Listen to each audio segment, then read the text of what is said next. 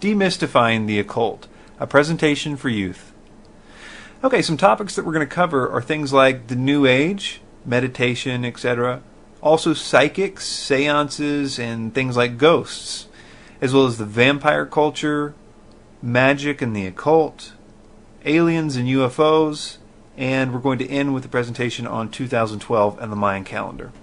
So the first stop is, what does the Bible say about things like magic and the occult? In Leviticus 19:31 it says, "Give no regard to mediums and familiar spirits. Do not seek after them, to be defiled by them. I am the Lord your God." So God basically says here, don't have anything to do with psychics or mediums. And also notice that he says that they would defile us in some way. So we're going to look a little more in detail into that aspect in just a minute. But first let's look at some other verses. Deuteronomy 18 verses 10 through 14 says, "Let no one be found among you who sacrifices his son or daughter in the fire, who practices divination or sorcery, interprets omens, engages in witchcraft or casts spells, or who is a medium or a spiritist who consults with the dead. Anyone who does these things is detestable to the Lord, and because of these detestable practices, the Lord your God will drive out those nations before you. You must be blameless before the Lord your God. The nations you will dispossess listen to those who practice sorcery or divination, but as for you, the Lord your God has not permitted you to do so." And as you can see here, there's a ton of other verses that also show the exact same thing, that the occult in its various forms are bad and that God doesn't want us doing them. So one of the questions I had is, why is it bad? Surely God has a good reason why he doesn't want people to do this stuff. I mean, I think that we should obey God either way. But from what I know about God in my own life, whenever he forbids us to do something in his word, it is because that doing it would harm us in some way. See, he created everything. He knows how everything works. He knows how stuff like mediums and psychics and all that occult stuff works. So it also stands to reason that he knows that something about all that stuff would harm us if we did it. So in order for us to understand why all this stuff is bad and to understand how it all works, we need to do a quick study about the forces that are behind it all. There's a branch of theology called demonology, and it's basically the study of demons. The Bible says a whole lot about demons, so we can understand things about their characteristics and things about their motivations. For instance, we find that they have intelligence. In fact, we find that they're very smart. And a lot of times we find that they use that intelligence to be deceiving, deceptive. I have here also that they empower psychic ability. And what I mean by that is that we see in the Bible people that can tell fortunes or psychics. It says that they can do so because they have a demon. In fact, in Acts 16:16, Paul casts a demon out of a woman and she's no longer able to do this. And we're going to look at that a little later. Satan and his angels can talk and shout. Moving on, it says that they seek and accept worship. That is, that they desire to be worshipped and that they can also receive that worship, usually in the form of them indwelling idols. They can perform lying signs and wonders. They are very powerful. They can do supernatural things. And they are subject to Christians. What I mean here is that the Lord has given Christians his full power and authority over all demons so that they should not harm us, as it says in Luke 10, verse 19, and many other places. And we're going to look at that in greater detail as we continue. So the question is, how do they start to be able to manifest or mess with people and even possess people? What do people do to open up the doors in their lives to these demons? Now keep in mind, there are various levels or degrees that demons can mess with people. It almost never starts out in full-blown possession. And the stages have been described as oppression sometimes. This is kind of, they're able to sort of mess with you, make you feel bad and things like that. Attachment is kind of a more severe version of that. And then finally possession, like we see with the guy among the tombs in Mark chapter 5. And we're not told exactly how one begins to open these doors in their lives, but we do find a lot of clues, like Judas is a good example. Now, it says that he was possessed by Satan himself the night that he betrayed Jesus. And we know that Judas had opened up his heart to evil, possibly with greed issues. We find that in John 12:6, because he was stealing from the money bag and things like that. So sin in general can be a way to open up doors slightly. Severe anger can open up a door. We find in Ephesians chapter 4, 26 and 27. From missionaries' experiences, demon possession also seems to be related to the practicing of magic and the worshiping of false gods in different cultures and things. Scripture repeatedly relates idol worship to the actual worship of demons. We see this in Leviticus 17:7, Deuteronomy 32:17, Psalm 106:37, and an interesting one, I think, is 1 Corinthians 10, verse 20, where Paul says, "But I say that the things which the Gentiles sacrifice, they sacrifice to devils, and not to God. And I would not that ye should have fellowship with devils." But what by far opens the biggest doors of all, and what we're going to be talking about today, can pretty much be summed up in that list that we read earlier in Deuteronomy, which says, quote, "Who practices divination or sorcery, interprets omens, engages in witchcraft, or casts spells, or who is a medium or spiritist." Now these are the things that we find open up the big doors in people's lives. And the more that they do them, the wider the doors opened.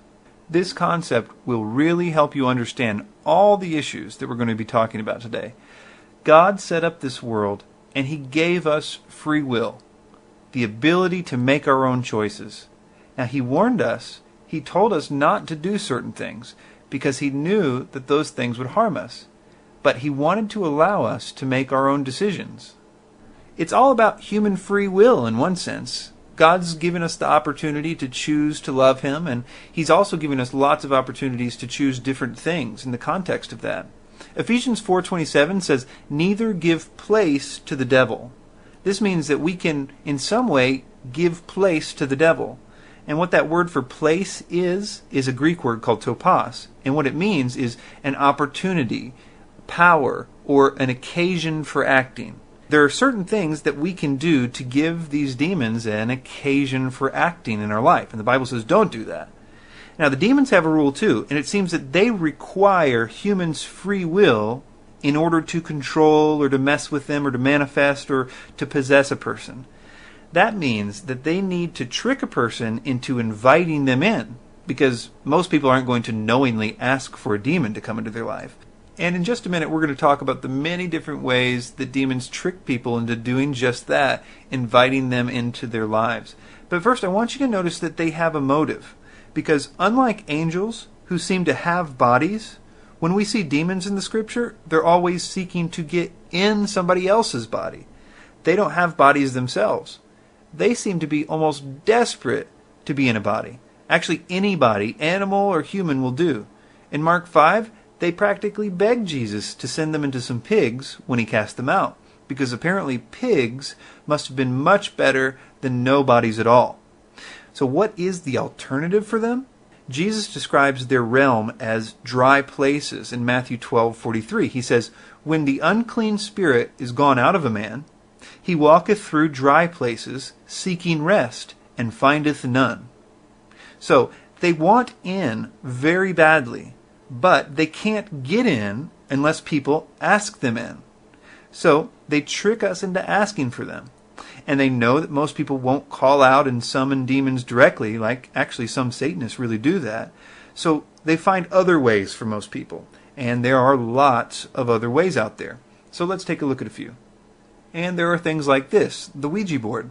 And it's supposed to allow you to communicate with the spirit world, right? Well, it does in a sense.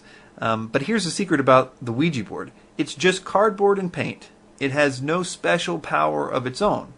It's just a way to get humans to ask for contact with spirits in their hearts, even though they might not necessarily say that with their mouths. What I mean is that when you sit down and you're playing with the Ouija board with your friends, or you go get your tarot card reading at a psychic or whatever, what you're saying in your heart is, "Spirits, I want to know what you have to say. I want to contact you. I want you to be here. I want to hear what you have to say." You're giving them in your heart the only thing that they need. Their only rule is that they need your free will. They need you to invite them. And that's what things like the Ouija board and tarot cards are doing. They're tricking you into giving away your free will. Now, this doesn't necessarily mean that you can be fully possessed by a demon at this point. As I said, something like full possession almost never happens all at once. It usually happens in stages. This may allow them to start harassing you or causing supernatural things to happen in your life. Usually what they try to do then is they try to use that little door in your life to trick you into giving them an even bigger door. A really good example of them using a little door to trick you into opening up a big door is with the New Age practice of meditation. When someone first gets involved with meditation, they'll tell you what you need to do is to clear your mind totally of anything. You've got to really practice on getting everything out of your mind. You must not have any will of your own. You need to be open to anything. Note that the person may not, like in the case of the Ouija board, be expecting a spirit to show up. But notice that the emphasis is still very much on the human free will. In this case, all the meditation techniques say to work at totally getting rid of your free will, to be completely passive, open to whatever happens. And this is sometimes called the passivity of will. Now, getting rid of your own free will is like letting down your guard. It's like telling a security guard to go take a break. Because your will is out of the way, it allows demons to affect you, even if they usually can only affect you very slightly at this point. But I want you to see what they do with this little tiny open door that people innocently give them, and how they use it to create a big door later on. What normally happens in the case of meditation is that the demons will use this state of the person, having their free will guard completely down, to do something supernatural feeling to them. As I mentioned, they don't have much access to the person at this point, but the passiveness of the will has given them just enough of a right to do something supernatural. So people usually report a supernatural feeling of some kind, maybe an intense, unexplained emotion. It can be a vision. Several people have reported hearing voices. And this makes the person say, wow, this meditation thing is the truth. I've literally felt it work. Now this makes the person start to try to find out more about meditation, to go even deeper into meditation, and to get more of the power that they think is available if they go further into meditation. That initial supernatural feeling is kind of like the bait at the end of the fish hook. And there's no shortage of books and websites out there that tell you what you must do to go even further and to get the most out of your meditation, and how to get the real power. And what they start to tell you is that in order to get the most out of your meditation, you need to start to call on spirits. Now, all these folks have different versions of what the spirits are. None of them would say that they're demons. Instead, they call them things like spirit guides, or angels, or archangels, or ascended masters, or even dead relatives. But here's some quotes from some websites. And notice that they're telling the person to ask for the contact. Remember, from the Ouija board example, that's all they really need. They need you to ask for them in some way. This meditation website says, set your spiritual intent to contact your spirit guide. If you like, do a prayer to ask for spiritual support as you make contact with your spirit guide. Inwardly call in your spirit guide. Start to open up your awareness of their presence. You may see them, feel their presence, hear them communicating, or somehow just know that they are there. As spirit, say hello to your spirit guide. Allow yourself to receive a hello back from your spirit guide. So many of these things are appealing to the will of the person in this quote. Inwardly call in your spirit guide. Set your spiritual intent to contact your spirit guide. These are a picture-perfect example of what demons need. And here's another quote from a meditation website. It says, and as we continue to breathe in and out very deeply, we call upon your guardian angels and the archangels to make their presence known. So you can see that at least in some cases, meditation leads to the very same place, getting people to invite spirits into their lives. So let's move on and let's talk about psychics and ghosts and seances and all that stuff. I think the first place that we should look is in the Bible, where in the book of Acts we find some very revealing information about all of this. So Acts 16, verses 16 through 19 says, as we were going to the place of prayer, we were met by a slave girl who had a spirit of divination, and brought her owners much gain by fortune-telling. She followed Paul and us, crying out, quote, these men are servants of the Most High God, who proclaim to you the way of salvation. And this she kept doing for many days. Paul, having become greatly annoyed, turned and said to the spirit, I command you in the name of Jesus Christ to come out of her. And it came out that very same hour. But when her owners saw that the hope of their gain was gone, they seized Paul and Silas and dragged them into the marketplace before the rulers. So here we find a few interesting things. First, it was a demon that was giving this woman the power to tell fortunes. And when Paul cast out the demon, she was no longer able to do this. And the guys that were making money off her ability got mad at Paul. What you need to know is it's not even really that complicated how demons can tell us things about our lives that no one else knows. It's not because they can read your mind or they can tell the future. In fact, I think that Daniel 2, verses 27 and 28, and other places show us that they cannot do this. It's all basically because they watch us. I'm not sure if we have certain demons that are assigned to us, like C.S. Lewis envisioned in his book, The Screwtape Letters, or if they alternate or whatever. The scripture doesn't really say. But they do observe us, and they know things about you that nobody else knows. They know what you ate for breakfast. They listen to you tell your friend that secret that nobody else knows but you and them. They know things that you're really interested in. So if you go and you talk to a psychic, and that psychic has her own life massively opened up to demons through the occult practices that she does, and they can communicate with her, they communicate to her the things about you that seem very impossible for the psychic to know. And she, like the lady in Acts, makes much gain from this. Another aspect of this is that demons communicate with one another.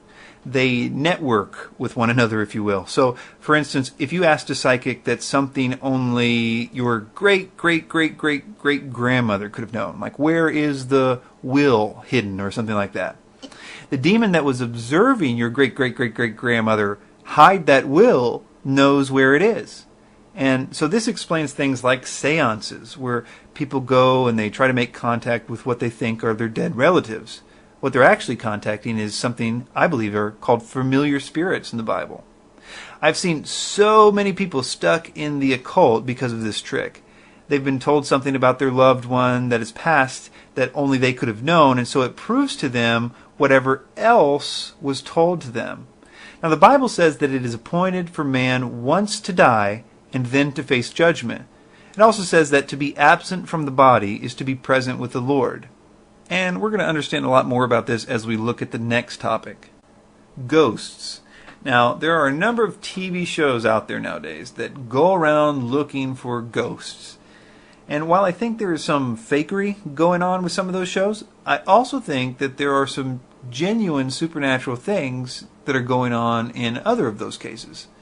Oftentimes, if a place is haunted, like a room or an entire house, it's not because someone died there or any of the other reasons that people on those shows say, but it's because rituals have been done there.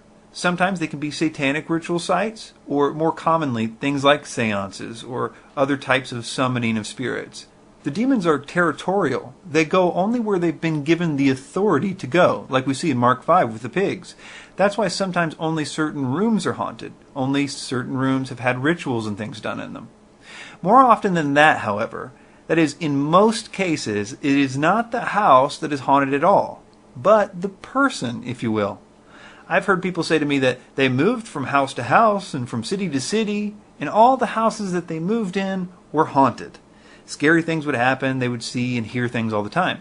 Now, in that case, it was because they had opened up themselves to the demonic realm by their practicing magic and other occult things.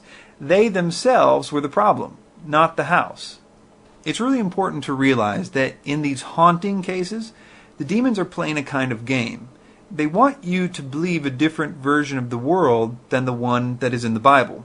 They want people to believe that the afterlife is not based on the Bible or based on Jesus at all, and that it's about reincarnation, or they offer lots and lots of different alternatives and stories. Like at seances, the so-called ghosts always come up with a different version of what the afterlife is really like, and that's why there's a million different books on what the afterlife is like, because the demons are always telling just a random story. Whatever the person is into, they'll say, well, it's about whatever you're into, magically. So the people think, okay, well, maybe the afterlife isn't like the Bible, and they start their drifting away from the Lord, and they start getting into the things of the occult because, well, this is where the truth is. Maybe I should start studying about this and getting more into this and those kinds of things.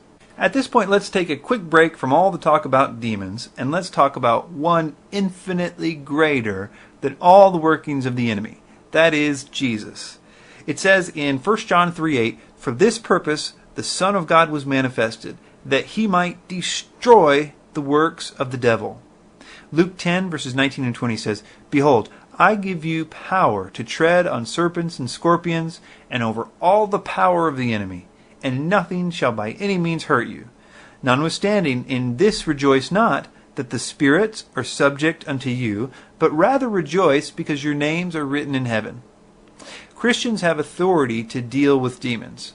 All Christians have this right. It's not a gift of the Spirit or anything. It's just part of being a Christian. Jesus thought it was necessary to give us this ability over all the spirits. And it wasn't just to the apostles or even just to the 70 others that followed Jesus. It was for brand new believers of all types. The disciples even had a hard time understanding this, but Jesus kind of straightens them out in Mark 9. Starting in verse 38, it says, "And John answered him, saying, Master, we saw one casting out devils in thy name, and he followeth not us. And we forbade him, because he followeth not us. But Jesus said, Forbid him not. There is no man which shall do a miracle in my name that can lightly speak evil of me. For he that is not against us is on our part." And these demons are totally scared of Jesus. One example is in Matthew 8:28 and 29. And it says, "And when he had come to the other side, into the country of the Gergesenes, there met him two possessed with devils, coming out of the tombs, exceeding fierce, so that no man might pass by that way. And behold, they cried out, saying, What have we to do with thee, Jesus, thou Son of God? Art thou come hither to torment us before the time?" These exceeding fierce demons were exceedingly afraid of Jesus. They knew that he had the power to torment them. It's interesting to see how the most scary things in the universe, from our perspective, are terrified of the one that we know as the Lamb. I was thinking about making a t-shirt that says, "Beware the Lamb." Another example of the demons being afraid of God is in James 2:19, where it says, "Thou believest that there is one God. Thou doest well. The devils also believe and tremble." Okay, now that we've taken a Jesus pit stop here, let's continue in our study of the enemy and his ways. After all, 2 Corinthians 2:11 says, "Lest Satan should get an advantage of us, for we are not ignorant of his devices." Aliens. So what does the Bible say about life on other planets? It doesn't say anything, for or against, really. I suppose that it's possible that God could have created an infinite number of planets like Earth, but the Bible simply doesn't say. But I can be sure that the phenomena that we've been seeing for the last 60 years or so, the UFOs that people report and the alien abduction testimonies that we hear, are definitely not from beings from other planets. Let me read some quotes from people who've been studying this alien phenomena that we've been experiencing. Now, these are people that are not necessarily Christians, but they are really big names in UFO research, and they do a lot of study about it. They say things like, "One theory, which can no longer be taken very seriously, is that UFOs are interstellar spaceships." Arthur C. Clarke said this in the New York Times Book Review. Also, George Crichton, in a 1992 Flying Saucer Review policy statement, says, "There seems to be no evidence yet that any of these craft or beings originate from outer space." This is an interesting one from Lynn Cato in a report that she did for the U.S. Air Force. It says, "A large part of the available UFO literature is closely linked with mysticism and the metaphysical.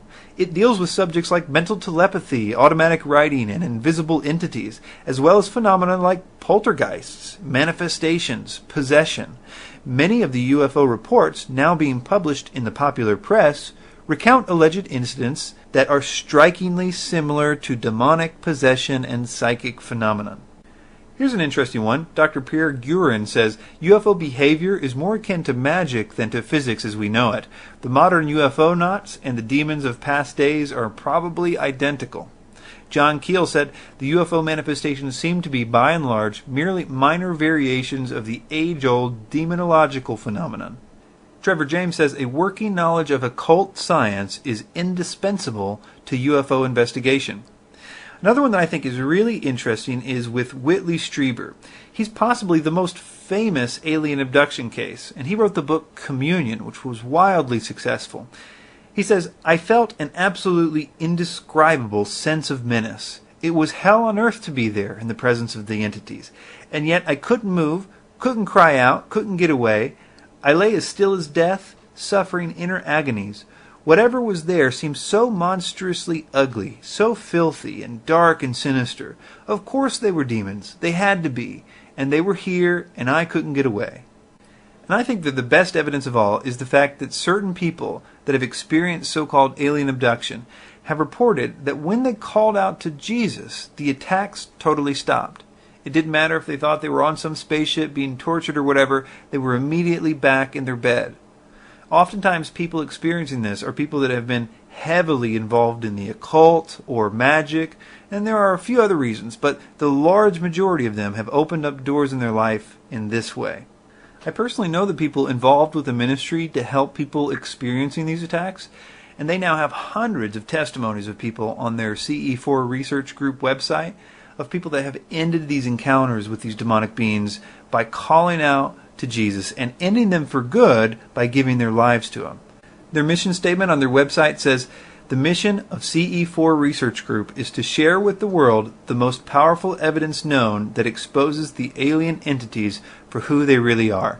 That evidence is in the testimonies of those who have overcome the experience, the oppression, the bondage, the harassment, the control, the lies, the deception that these entities perpetrate by calling out in the name and authority of Jesus Christ. Through this evidence of the testimonies, we will be able to help others. The world asks for this evidence, and we will give it to them. We share this evidence through any means of communication available. Let's move on to a really popular one. The vampire thing is a strange one to me. I'm sure that most of you know people, or even you yourselves have read the Twilight books and were not able to put them down and all that stuff. And I think that there's a reason why these books and movies are so seductive. The author of the book, Stephanie Meyer, said that she received the main characters in a supernatural way. She said that they were, quote, quite literally voices in my head.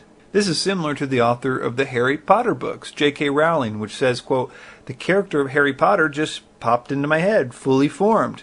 Looking back, she says, it was all quite spooky. And she also says that the books almost wrote themselves. So am I claiming that these books were written by demons or something like that, you're asking? And in a way, I am. As we're going to see, just like in the 2012 stuff and in the original New Age material, it all came by the original author's own admission, word for word, directly from spirits. Again, demons are really smart, and when people open doors for them that are wide enough to where they can start to speak to them or write through them, the demons often produce very seductive writings. But what would the purpose of it be? Mainly the purpose is the same purpose for all the other stuff we've been talking about. To get people interested in the occult. To get them wanting to acquire powers like those that they've seen in the movies or in the books. And the guys, they're seeing that all the girls are really into vampires, so they're all over the internet trying to figure out how to be a vampire. And here's an interesting clip from one of the websites explaining how to become a vampire. It says, but for those who are faced with the question of how to become a vampire without being bitten, there is an answer for this dilemma of theirs as well. There are spells and magical means that are used as ways to become a vampire. These spells or magic are said to cast some of the unusual physical and psychological characteristics typical of a vampire. Which features of a vampire are to be bestowed upon the initiated depends upon the type of spell or magic used. Possession is another method of becoming a vampire. In this, the body of the would-be vampire is possessed by some spirit. Without question, if someone even has the slightest curiosity about becoming a vampire for any reason, they're going to be met with the most blatant invitations to practice the occult or magic. Or things like this website which says you need to seek possession by a spirit in order to become a vampire. I mean, talk about obvious. Now you can see who benefits from all this. They have a problem. They want in, but they need you to invite them in. And this is just one way to do that. In fact, this one has people practically begging to be possessed by a spirit. Alright, now let's look at 2012 and the Mayan calendar and all this stuff. So, the Mayan calendar. The Mayans had different calendars for different things. And the one that all the fuss is about is the one called the long count calendar. Now, this is the one that they use to reference the passage of time over 52 years. See, they had a special name for every single day. Now, they didn't do it like we do, which is to repeat months and just change the year. For instance, we had a July 4th in 2008, and we had a July 4th in 2009, and we had a July 4th in 2010, and we're going to have a July 4th every year. That's because we repeat the same 12 months over and over and just change the year every 12 months. But they didn't do this. They gave every single day a special name. There were no years, which basically meant that they had to have a whole lot of names. And the regular calendar could only fit the special names for 52 years. But this caused a problem. If they wanted to talk about a day that was farther away from 52 years, they needed a totally new calendar. So, for instance, if they wanted to talk about history, like they said, "Hey Grandpa, when did our Mayan forefathers settle in this land?" Well, Grandpa would have to walk over to the long count calendar and show them when their forefathers settled in the land, since it would have been longer than 52 years ago. Or, let's say they wanted to talk about the future, like, "Hey Grandpa, how many hundreds of years will it take for this constellation of the stars to move from this part of the sky to the other part of the sky?" Again, they would have to walk over to the long count calendar to figure it out, because mapping stars' positions and things like that require referencing times much longer than 52 years. Often hundreds or even thousands of years were needed. So you can see that they would have to set this calendar so far in advance that it would be useful for those types of things, talking about the stars and constellations and things. But because of the way that they had it set up, it had to reset at some point, or else it would have had to been an infinitely big piece of stone that just went on forever.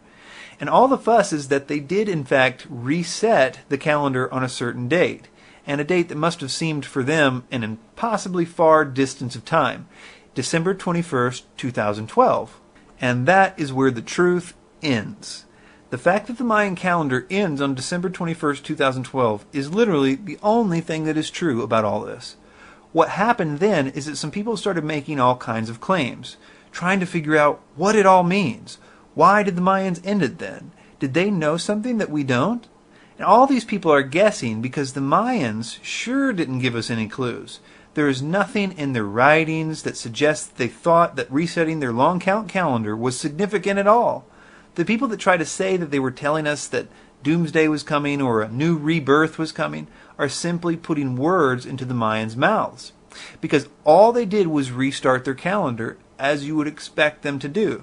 It's kind of like a future civilization from us looking back on us and assuming that we all believe that December 31st and January 1st, when our calendar resets, means something very, very special to us, which it has no significance to us whatsoever. I mean, we might celebrate New Year's Day, but that's about it. It's just a necessary function of having a calendar that must reset. Now, in the last few years, people have been saying all kinds of stuff is supposed to happen. They say on that date there's going to be a galactic alignment or a pole shift or planetary alignments and all this stuff. So I'm going to play about an 8 or 9 minute clip from a video that I did called 2012 Debunked to talk about the so-called scientific evidence of all this.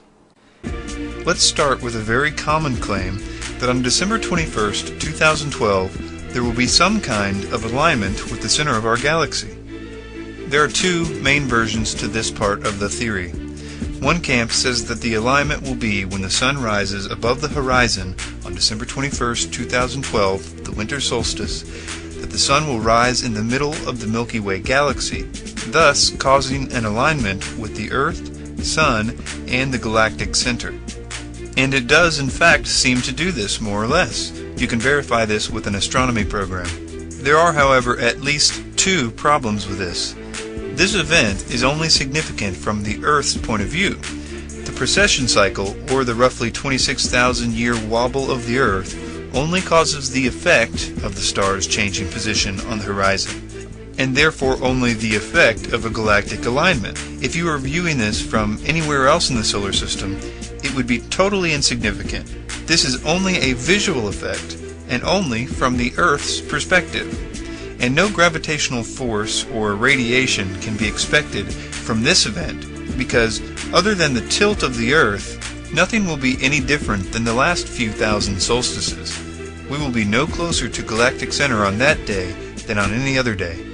The other camp of the 2012 alignment issue is probably the more significant one, because it's dealing with the solar system's actual location in relation to galactic center. The idea is that our little solar system is moving around the center of the galaxy every 225 to 250 million years or so. And while doing this, it's also moving up and down in a cycle crossing the middle of the plane every 33 million years. So, the question is, are we going to cross that galactic plane in 2012? Not even close. According to the journal Nature and others, there is evidence of crossing this plane 3 million years ago. This would mean that we are moving away from the galactic plane and won't be due to cross for another 30 million years. Not to mention that the margin of error in these calculations is at least 2.1 parsecs, or about 6.5 light years, making images like these completely meaningless. Moving on to the idea of a pole shift. Although many theorists disagree on whether this pole shift will be magnetic or a physical shifting of the crust of the Earth, the reason for this happening in or around 2012 is usually cited as one of the following reasons: planetary alignment, Planet X or Nibiru and its comet's tail, a tremendous sun flare, or an asteroid. The first one is easy enough. There is no planetary alignment on December 21st, 2012. This is what the planets will look like on that date. There is a link on the screen to an online program that you can check this out for yourself too. Let's take a look at some of the Planet X theories. The idea of Nibiru, or Planet X, is traced back to Zecharia Sitchin and his translations of the Sumerian texts, and specifically to his interpretation of VA243 cylinder seal, which he says shows that the Sumerians knew of 12 planets, minus the sun and the moon, which they considered planets, and this would mean that there is another planet. His interpretation of the seal is wrong. The Sumerians have an unambiguous symbol for the sun, a circle with 4 triangles around it, like rays, and squiggly lines between the triangles. That is emphatically not the symbol in the seal. The symbol used in the seal is that of a bright star. This symbol for stars is very commonly used, and this is the symbol that we have in the seal, so even Sitchin's basic premise is wrong. For details on this, and on what the seal actually means, see Dr. Michael Heiser's paper, The Myth of the 12th Planet, a brief analysis of cylinder seal VA243, available at his website sitchiniswrong.com. Another argument against Planet X is the absence of any evidence for it. For Planet X to be here in less than a decade, it can't be farther than 1 billion or so kilometers away. Even at that distance, it would be one of the brightest objects in the sky.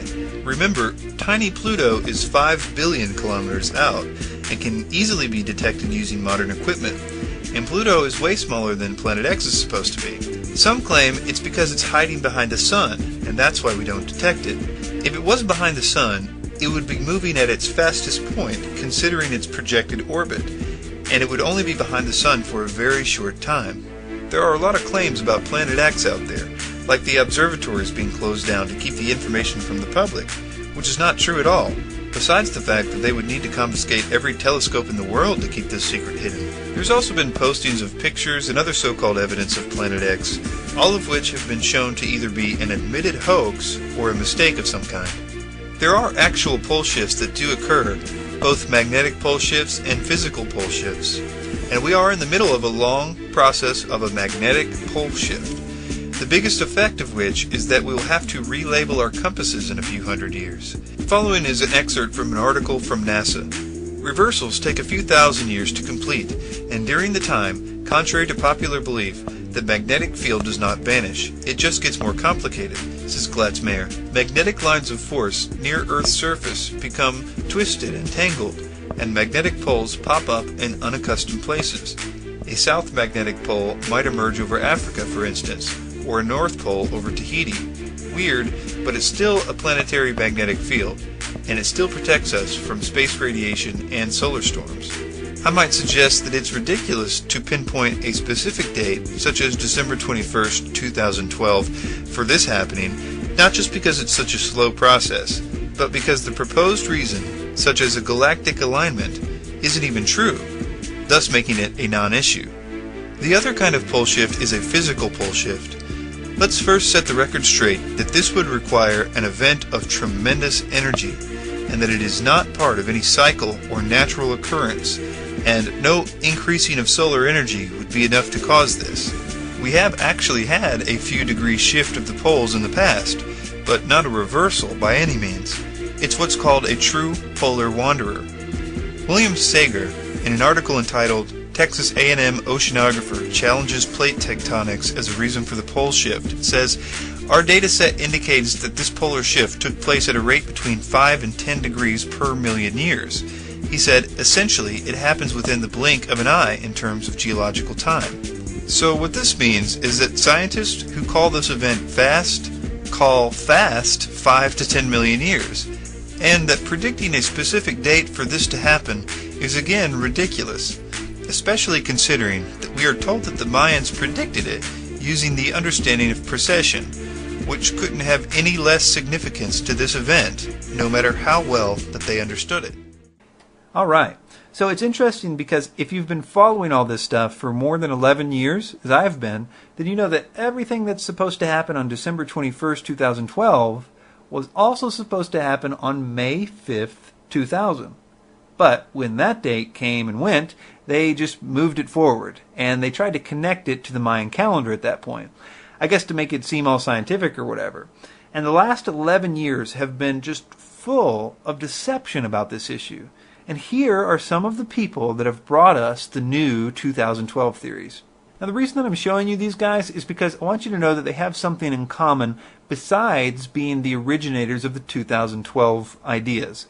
They also got most of the information that they've been telling us all about 2012 from the spirit world through various occult type methods. So in really plain terms, they were told all they know about 2012 by demons. Now, none of these people would say that it was a demon that they talked to.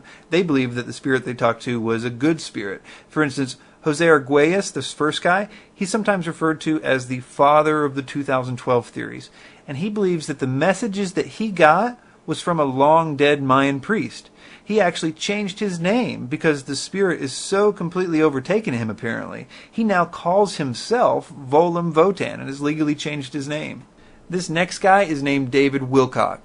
And he got his information about the year 2000 as well as the year 2012 from a spirit that called himself Ra. Now, this spirit was claiming to be the ancient sun god of the Egyptians. This next guy, Terence McKenna, got his 2012 information from a spirit that called itself the Lagos. And this fourth guy is named Daniel Pinchback.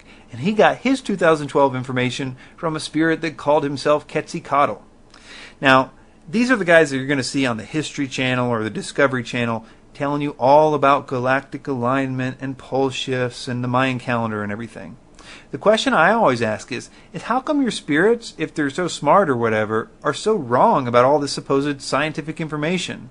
Does the Egyptian sun god Ra not know very much about astronomy or what? The answer is obvious. That is, that the beings that they've been talking to are deceiving them. Which brings us to one of our final points. 2 Corinthians 11 says, "And no marvel, for Satan himself is transformed into an angel of light. Therefore it is no great thing if his ministers also be transformed as the ministers of righteousness, whose end shall be according to their works." And this pretty much explains all of the New Age that we're about to look at, as well as many different things like the 2012 stuff. Satan and his demons can pretend to be good. They can literally change their appearance and pretend to be whatever the person is interested in. For example, Daniel Pinchbeck really liked Quetzalcoatl, and so when it showed up to him, it was Quetzalcoatl. Now, they can't just show up to anybody on the street and pretend to be Quetzalcoatl. The person has to be doing this occult type of stuff before they could manifest. In fact, all of the men that I just mentioned about 2012 were very into this occult type of stuff.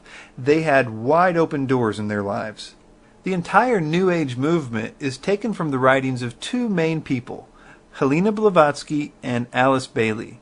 These were two women who believed that they were contacted by good spiritual beings that called themselves ascended masters. They both wrote huge amounts of material. They even started a publishing company because they wrote so much. They called it Lucifer Publishing Company, later renamed Lucis Trust, which is what it's still called today.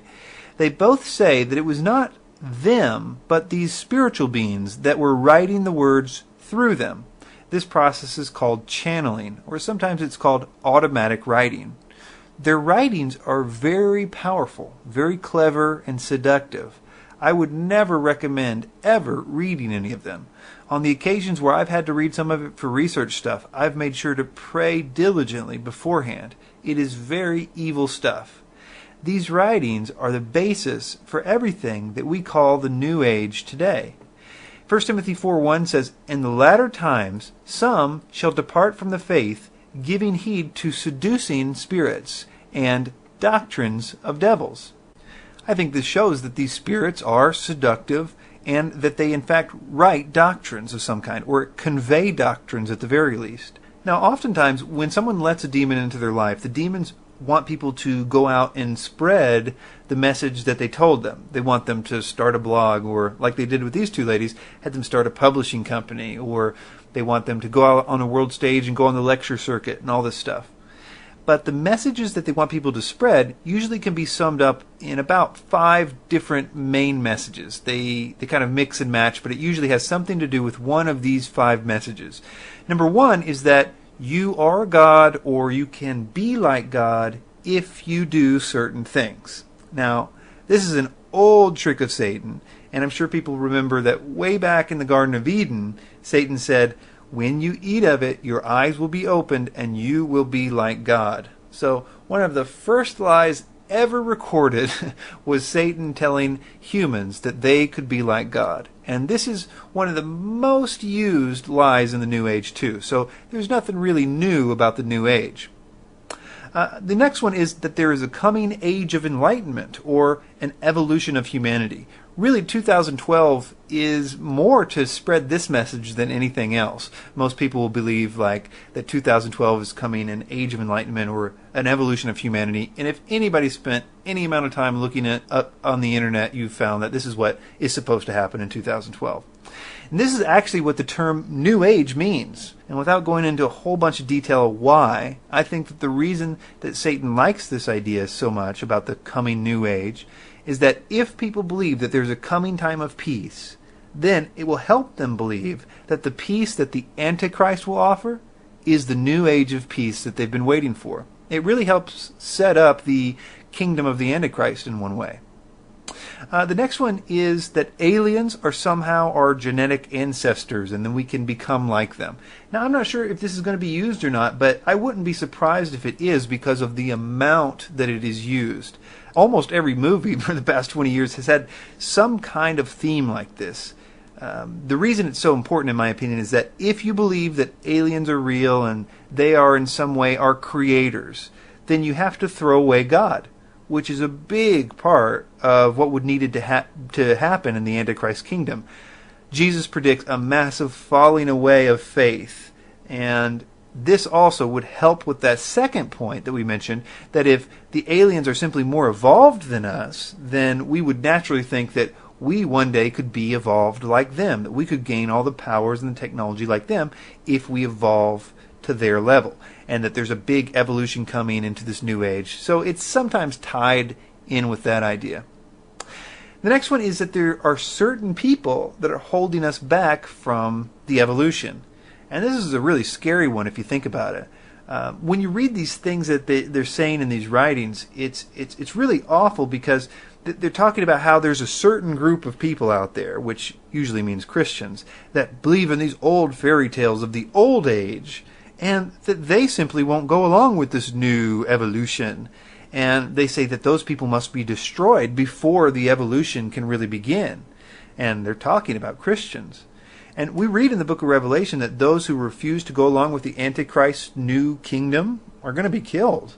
And the people that would do such a thing as kill people, I think, are going to be told that they're doing the world a favor.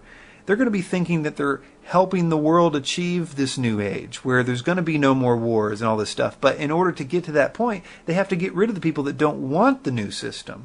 And the Bible, of course, has warned us about all this stuff. It's even told us to watch out for a world system that's going to pretend to be peaceful, but won't actually be. Christians won't be a part of that system because the Bible told them not to be a part of that system. And it revealed the truth that it wasn't what it claims to be. It tells us that that peace will only last a very, very short time, and then it will reveal its true nature. And the final thing is that magic and the occult practices are good. There are just many books and movies and television shows, even on the Disney Channel, that are saying that magic is good, it's a way to get power and all this stuff. And this one is obvious. We've been talking about it. Demons don't have a way to access us unless we start to do these things and give them legal rights. And so they trick us into doing these things and making us think that these things are good so that they can begin to mess with us and draw us in even further and open up bigger doors. So really all the things that we talked about today are trying to draw us into the things that will ultimately benefit Satan and his kingdom. Yes, there is some supernatural things that happen, but if you know that those supernatural things are the result of demonic activity, it's really not that mystical or fascinating, and it's obvious why we shouldn't do them. And one more thing, it's really no surprise that Christians are always made to look bad on TV and the movies and all that stuff, because Satan knows that he's been defeated. He knows that Christians have been given the power and authority over him and his demons by Jesus himself. It makes sense that Satan tries everything he can to get people to turn away from Jesus. He knows really well Ephesians 6:12, which says, "For we do not wrestle against flesh and blood, but against the rulers, against the authorities, against the cosmic powers over this present darkness, against the spiritual forces of evil in heavenly places." Satan's just hoping that we, the ones who have been given this authority over these forces, don't know that we have it. So, in conclusion, Jesus is the answer. He is our hope. He is our protector. The darkness of Satan and his whole kingdom is absolutely terrified of the light of Jesus and his kingdom.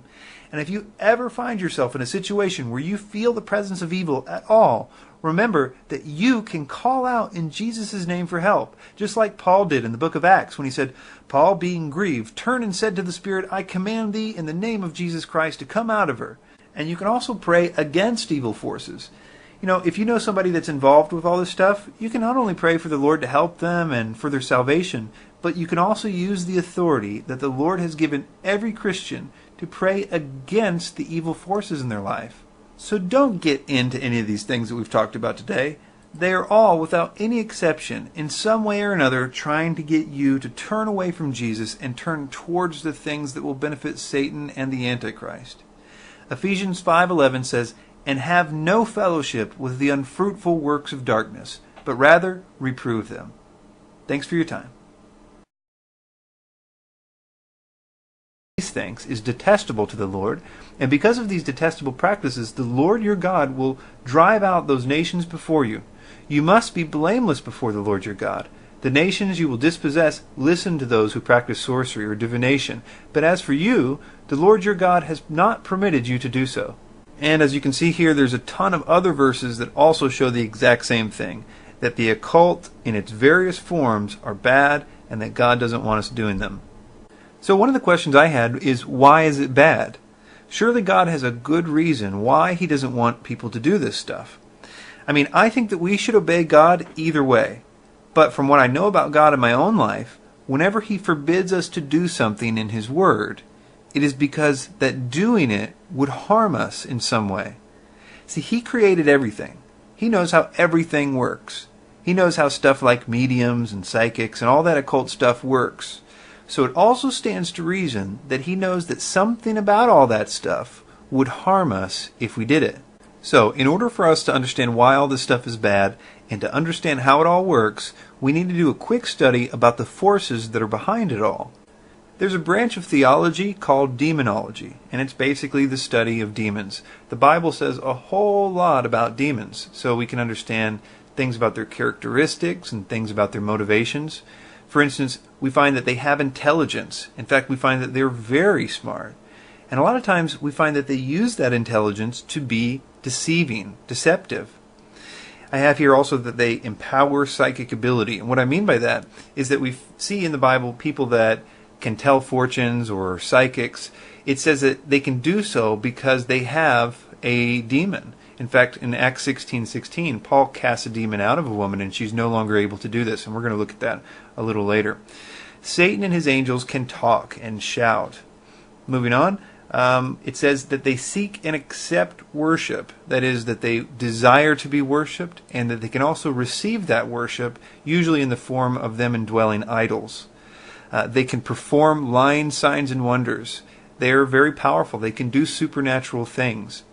And they are subject to Christians. What I mean here is that the Lord has given Christians His full power and authority over all demons, so that they should not harm us, as it says in Luke 10, verse 19, and many other places. And we're going to Demystifying the Occult, a presentation for youth. Okay, some topics that we're going to cover are things like the New Age, meditation, etc.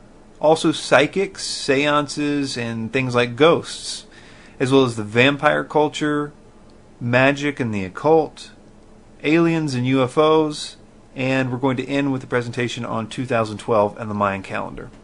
So the first stop is, what does the Bible say about things like magic and the occult? In Leviticus 19:31 it says, "Give no regard to mediums and familiar spirits. Do not seek after them, to be defiled by them. I am the Lord your God." So God basically says here, don't have anything to do with psychics or mediums. And also notice that He says that they would defile us in some way. So we're going to look a little more in detail into that aspect in just a minute. But first let's look at some other verses. Deuteronomy 18, verses 10 through 14 says, "Let no one be found among you who sacrifices his son or daughter in the fire, who practices divination or sorcery, interprets omens, engages in witchcraft or casts spells, or who is a medium or a spiritist who consults with the dead.